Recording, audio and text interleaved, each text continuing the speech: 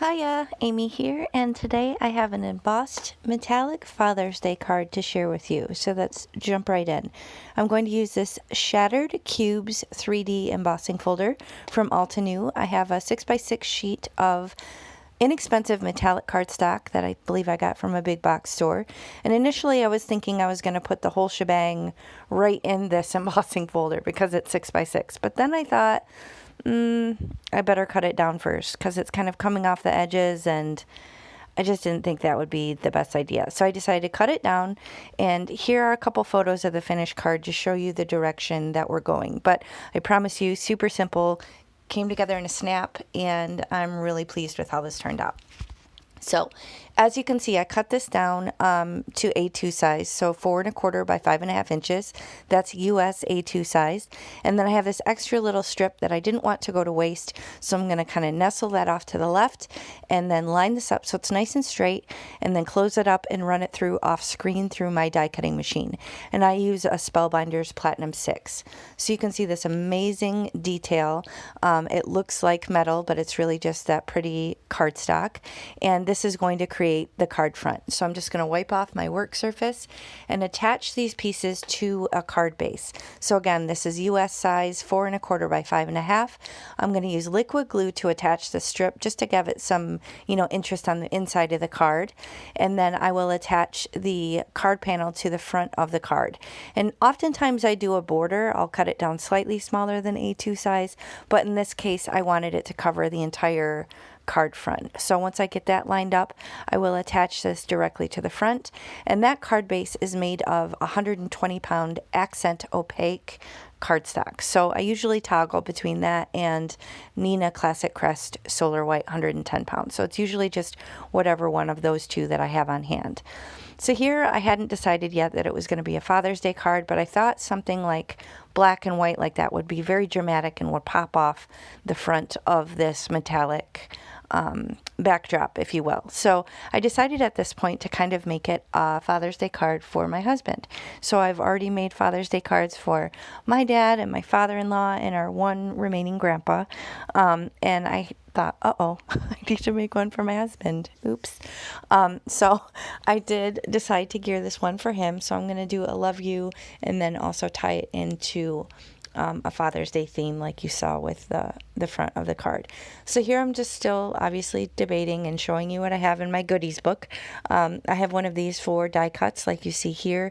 I have one for sentiment strips, which are just, like thin strips of various different companies of sentiment strips. And then I also have one for my critters.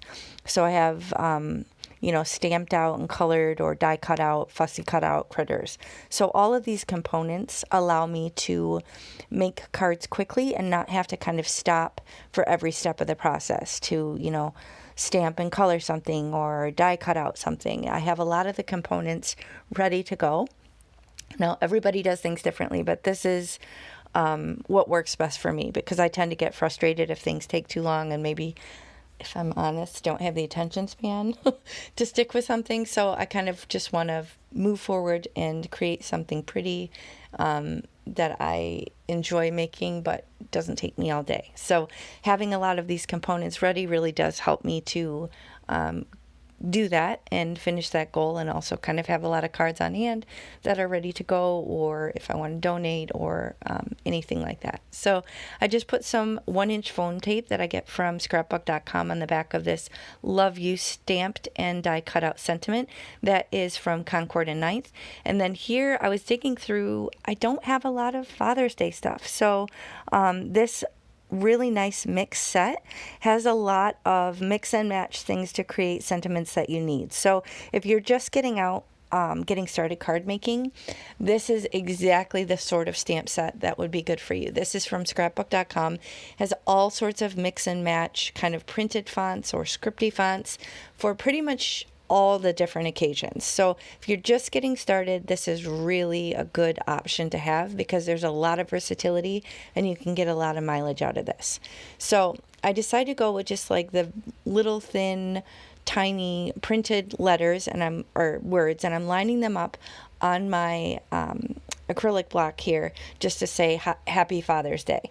So I don't know if you saw in that stamp set, there was also a big happy script font, and there was fathers in the script font. So I could do a mix and match of, you know, the more printed block letters with the script, or either or. So lots of versatility.